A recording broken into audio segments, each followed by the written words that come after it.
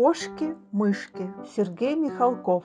Сказала кошка мышке: давай с тобой дружить, и будем этой дружбой до смерти дорожить.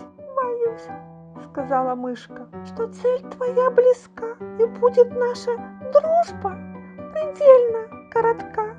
Ну что ж, сказала кошка, могу тебя понять. Я вижу, что смекалки у мышек не отнять.